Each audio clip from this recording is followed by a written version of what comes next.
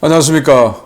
신의균의 국방TV 시큐리티 뉴스입니다. 자, 오늘도 우크라이나 전황, 이스라엘 상황 같이 보겠습니다. 자, 그런데 오늘은 특별히 이 우크라이나에서 벌어진, 물론 러시아에서 벌어진 상황인데 우크라이나가 했겠죠. 정말 러시아로서는 너무나 중요한 전략 자산들을 생산하는 군수 공장이 뭐 거의 핵 폭발에 가까운 버섯 구름을 일으키면서 폭발했는데 여기가 어디냐? 정말 어마어마한 데입니다. 어떤 내용인지 같이 보도록 하겠습니다. 자, 우크라이나 전황 먼저 보겠습니다. 병력은 910명의 러시아군을 사살했다라고 밝혔고 전차 11대 격파, 장갑차 20대 격파, 차량 27대 격파, 특수장비 8대 격파, 야포 24문 격파, 헬리콥터 1대 격추, 무인항공기 14대 격추, 미사일 31발 요격 등의 전과가 있다라고 밝혔고 우크라이나군은 총 92회의 교전을 했고 적의 공습 강도가 아주 강해지고 있다. 그래서 공습 지금 많이 하고 있다라는 겁니다. 그리고 러시아가 투폴레프크 15 폭격기를 무르만스크 지역에서 대규모 이륙을 시켰는데 결국 키우 공습한 것이 맞았어요. 그래서 그 투폴레프크 15들이 공중발사 순항미사일 쏘고 등등 뭐 해서 이 키우를 대공습했고 민간 지역에 피해가 집중되었다라는 건데요. 자, 여기 사진 보시면 이렇게 뭐 누가 봐도 민간 아파트죠. 뭐 여기 등에 드론 등 해서 공격하고 정말 다행스럽게도 오후라서 여기에 뭐 출근하고 등등 해서 사람이 많이 없어서 큰 인명 피해는 없었다라는 건 불행 중 다행이라고 하겠습니다. 자, 그래서 러시아가 굉장히 많은 미사일을 쐈는데 순항미사일 35발을 쐈고 그 중에 우크라이나는 이 요격전을 해서 29발을 요격했고 6발은 맞은 거죠. 그리고 탄도미사일은 3발을 러시아가 쐈는데 3발 다 맞았습니다. 그 3발 중에 한 발은 키우에 공격 들어왔고 2발은 하르키우에 들어왔는데 그 하르키우에 들어온 게 북한제였다는 겁니다. 드론 샤이드 136 같은 자폭 드론 20대가 들어왔는데 그 중에 15대를 요격했다라는 거고 이 29발의 순항미사일 중에 그 중에 26발은 공중발사 순항미사일이죠. KH-101 그리고 3발 요격한 건 구남에서 쏘는 칼리브르 순항미사일 함대지 순항미사일이었다라고 밝혔고요. 러시아는 7일 공습 때 하르키우에 북한제 KN-23 2발을 발사했고 그건 뭐 막지를 못했는데 그 잔해를 보면 화성 11나라고 한글로 적혀 있었다라고 합니다. 자, 미국 상원은 총 1180억 달러 규모의 지원 패키지를 부결을 했어요. 50대 49, 반대 50, 찬성 49. 민주당에서도 반란표가 1명 이상 나왔죠. 뭐 이런 상황인데 1180억 달러는 뭐냐면은 이 우크라이나 지원 610억 달러, 그리고 이스라엘 지원 176억 달러, 그리고 국경 경비 강화 예산 등 해서 총 1180억인데 이걸 원래는 초당적으로 공화당, 민주당 같이 그걸 하자라고 올렸는데 공화당은 뭐 완전히 그냥 다 돌아서 버렸습니다. 왜냐? 그들의 공천권을 가지게 될 중요한 이 역할을 하게 될 대통령의 트럼프 전 대통령이 당선될 가능성이 아주 높아지니까 그 사람의 눈치를 안 볼 수가 없는 거죠. 자, 이러다 보니까 제이크 설리번은 미국이 우크라이나 지원할 수 있고 우리는 반드시 할 것이다 라고 국가안보보좌관은 이렇게 주장했습니다. 그렇게 되기를 바랍니다. 자, 튀르키예의 무인기 제작 회사죠. 바이락타르사가 키우 외곽에 드론 생산 공장을 건설 중이다. 그런데 이거 다 짓는데 12달 걸려서 내년 초 되면 이제 전력화에 들어간다라고 이야기를 합니다. 자, 잘루즈니 총참모장이 있죠. 그 잘루즈니 총참모장의 거취는 사실은 포로셴코 전 대통령과의 지금 현재 젤렌스키 대통령과의 권력 투쟁으로 비화되고 있다라는 거예요. 자, 여기 보시면 이 우크라인스카 프라우다가 특집 기사를 냈는데 젤렌스키 대통령이 사실은 작년부터 잘루즈니 총참모장을 좀 나가달라라는 그런 압박을 했다라는 분석 기사를 낸 거예요. 그러면서 당신 말이야 총참모장 당신하고 당신 옆에 있는 참모총장 세르이 샤프탈라 중장 등 측근 모두 사임해라. 그런데 완전히 그냥 다 그만둬 버리면 모양새 안 좋으니 현직에서 물러나고 군 현대화 고문으로 가라. 이렇게 압박을 했다고 합니다. 그 이유는 잘루즈니 총참모장이 포로셴코 전 대통령의 그 라인이다 라는 이유라고 하는 겁니다. 자, 그래서 이게 사실인지 알 수는 없으나 그래서 이제 이 제렌스키 대통령은 잘루즈니의 후임으로 지금 시리스키 상장, 지상군 사령관이죠. 그 사람을 임명하려고 하는데 그 시리스키 상장이 거부하고 있다. 왜? 지금 뭐 독이 든 성배를 마시는 거죠. 누가 봐도 지금 폐색이 짙어가고 있는 이런 상황에서 총참모장을 맡으면 패전에 대한 책임을 질 수도 있는 상황이 되겠죠. 뭐 그래서 거절하고 있다라는 건데 여기 이제 총참모장이 있고 참모총장이 있는데 이 총참모장은 우리로 치면 합참의장격이죠.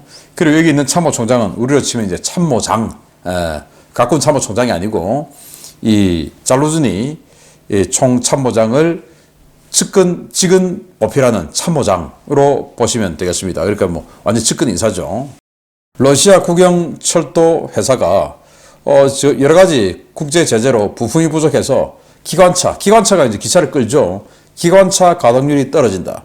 그래서 지금 그러나 전시이기 때문에 화물 운송은 줄일 수가 없고 그래서 이 기관차를 화물 운송하는 데 많이 배차하다 보니까 여객 운송하는 곳에 이 기관차를 배차할 수가 없다. 부품이 없어서. 그래서 지금 러시아에 그 여객 수송 이 표를 구하는 게 굉장히 어려운 상황이다라는 거예요. 근데 러시아는 기차 타지 않으면 다른 지역으로 가는 데가 굉장히 어렵죠. 그래서 러시아 국민들이 어려움을 겪고 있다라는 거고 아우디우카 상황이 크게 악화되고 있는데 우크라이나는 47여단 등 예비대를 투입하고 있고 여기에 뭐 M1A1 전차, 챌린저2 전차 등 뭐 최신 전차들 그리고 레오파르트 1 전차 등 해서 서방이 지원한 전차들이 마구마구 보이고 있어요. 어떻게 하려고 이러는지 모르겠는데 지금 계속 러시아군이 북쪽에서 밀어붙이고 있고 그리고 아우디우카에 여기 큰 비행기 마크를 그려놨습니다. 비행기 마크 중에서도 정말 보기 드물게 커요. 그 말은 아주 강한 공습을 했다. 이 말이 되겠죠. 그래서 지금 보급로도 위험하다라는 건데 여기다가 자꾸 예비대를 밀어넣어서 어떻게 하려고 이러는지 왜 이렇게 아우디우카에 집착을 하는지 조금 걱정이 되기도 합니다. 자, 이제는 이스라엘 보겠습니다. 자, 여기 보시면 가자지구 완전히 그냥 북, 중, 남 할 것 없이 광범위하게 폭격, 포격 그리고 전투가 벌어지고 있는 것을 볼 수가 있고요.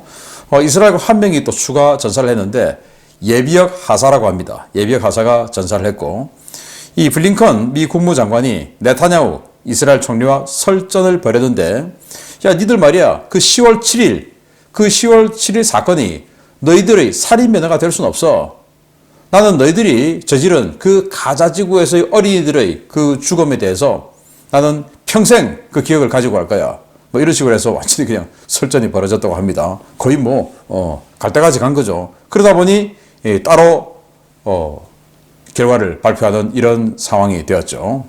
자, 튀르키예에 가 있는 사람인데 함단 하마스 정치국 위원은 네타냐후의 목표는 가자지구의 대량 학살뿐이다. 지노사이드뿐이다. 라고 주장을 하고 있고 하마스 대표단이 지금 이제 네타냐후가 거절했지 않습니까? 그래서 추가 협상을 위해서 이집트의 카이로에 도착했다. 7일 도착을 했는데 이스마일 하니예가 대표가 되어서 지금 카이로에 갔다라는 겁니다. 그래서 지금 이 시간에 회의를 하고 있다라는 거예요. 뭐 좀 합의가 될 만한 조건을 제시해야지 너무 그렇게 얼토당토 안 한 바이든 같은 사람마저도 너무 많이 나갔다라고 하는 그런 협상안 제출하면 안 되죠. 푸틴은 하마스와 인간적 관계 등을 통해 피랍자 석방을 설득 중이다. 결국 푸틴이 나 하마스하고 인간적인 네트워크 있어 라고 하는 것을 스스로 커밍아웃 했네요. 예루살렘 포스트는 기사를 냈습니다. 팔레스타인 그러니까 가자지구와 서안지구에 있는 이 팔레스타인들 여론조사해 왔더니 64%가 두 국가 해법에 반대한다. 그리고 다른 아랍인들도 대부분 반대한다. 그런데 니들이 왜 그러냐? 바로 미국이죠. 왜 미국 니들이 지금 두 국가 하라고 이 팔레스타인 인정하라고 하느냐 라고 따지는 기사를 썼어요. 그도 그럴 것이 팔레스타인이든 이스라엘이든 둘 다 이 팔레스타인 지역이라고 하는 이 이스라엘 지역 전체를 다 자기네들 영토로 만드는 것이 목표죠. 그러면 만약에 팔레스타인인들이 이 가자지구와 서한지구에서만 사는 것을 인정을 한다면 이 시오니즘을 인정하게 되는 것이죠. 그래서 64%가 두 국가 해법에 반대하고 이스라엘도 당연히 반대하고 이러는데 왜 미국 니들이 나서서 자꾸 두 국가 하라고 그러는 거냐? 이렇게 따지고 있는 거죠. 자, 힐러리 전 국무장관 그리고 전 대통령 후보가 갑툭튀했습니다. 갑자기 툭 튀어나왔다 이거죠. 네타냐후 총리는 믿을 만한 자가 못 된다. 퇴진해야 된다. 라고 압박을 했어요. 좀 황당하네요. 자, 이스라엘군은 레바논 남부 알키암 정착촌에 전투기를 동원해서 대규모 공습을 했는데 와, 이 정도로 그냥 때려버렸습니다. 이건 뭐 폭탄 몇 발 정도가 아니죠. 마을 전체를 그냥 막 쓸어버린 이런 폭격인데 이게 왜 이러냐. 여기에 이스라엘 공격하는 로켓을 쏘는 그 조직원들이 여기에 지금 집단으로 거주하고 있다라는 정보를 가지고 이 정착촌, 즉 마을을 완전히 그냥 다 쓸어버리는 공습을 했다라고 해요.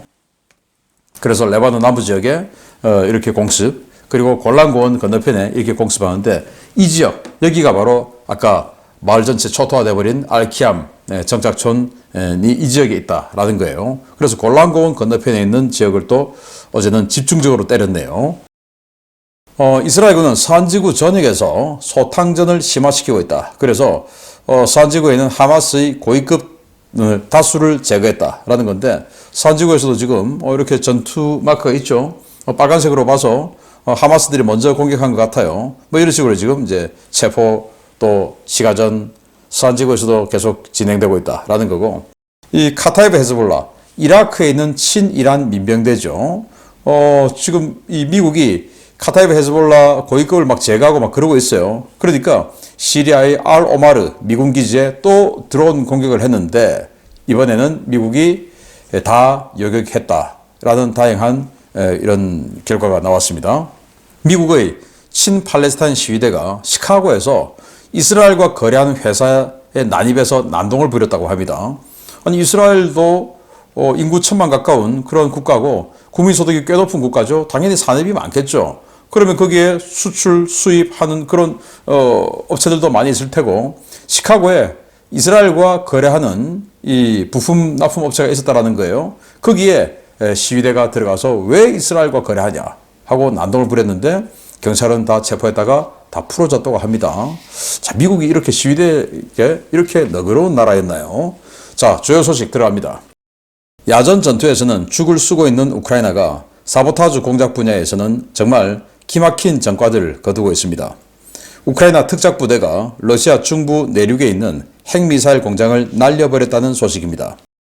러시아 중부 우드무르트 공화국의 이젬스크에서 현지 시각 2월 7일 야간에 엄청난 폭발이 식별되었으며 이로 인해 러시아의 전략 무기 체계를 생산하는 공장 시설이 대파됐다고 러시아 독립매체 바자를 비롯한 현지 소식통들이 일제히 리포트했습니다.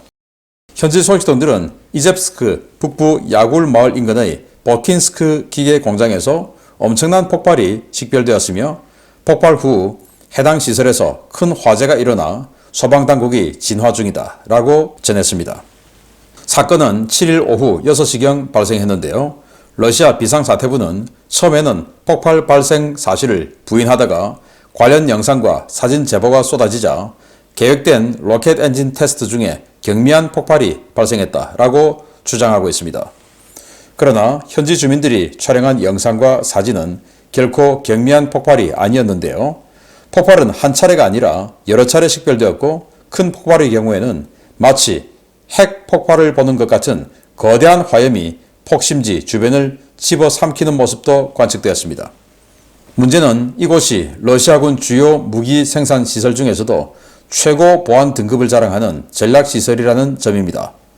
이곳은 러시아 연방우주국 산하 모스크바 열기술연구소가 운영하는 보킨스크 기계 제작 공장인데요. 해당 공장은 이젬스크에 최종 조립 공장과 부품 생산 공장을 두고 있으며 이번에 터진 공장은 도심 외곽에 있는 최종 조립 공장으로 확인되었습니다.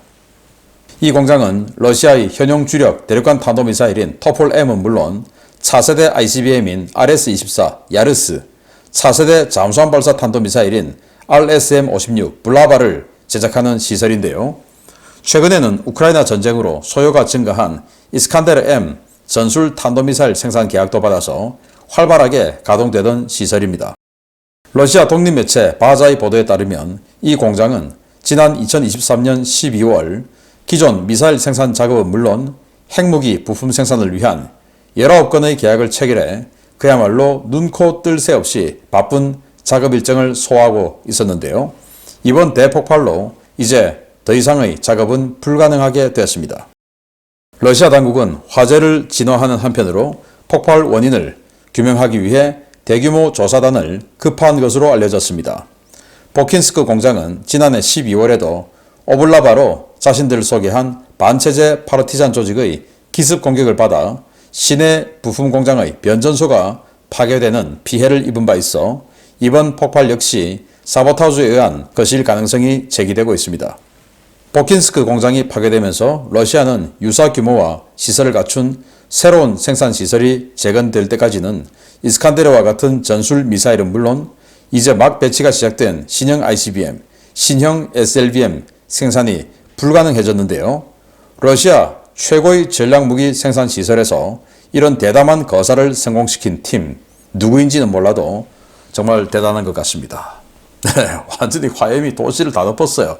번쩍 계속 번쩍번쩍 이런 영상들이 여기저기서 계속 올라왔어요. 그래서 폭발했다라고 하니까 처음에는 이 러시아 당국에서 사실무근이다 라고 했다가 이렇게 증거가 너무 많이 올라오니까 자, 폭발했다라고 하면 안 되죠. 그래서 거기는 테스트 필드인데 실험장인데 거기서 로켓 연소 실험하다가 경미한 폭발이 생긴 거야 라고 하는데 무슨 경미한 폭발이 도시를 다 집어삼킬 만큼 또 위에는 뭐 완전히 그냥 버섯 구름이 그냥 덮을 만큼 이렇게 되겠습니까? 아니죠. 그게 어디냐? 카자흐스탄, 그리고 카자흐스탄 북쪽에 있는 여기입니다.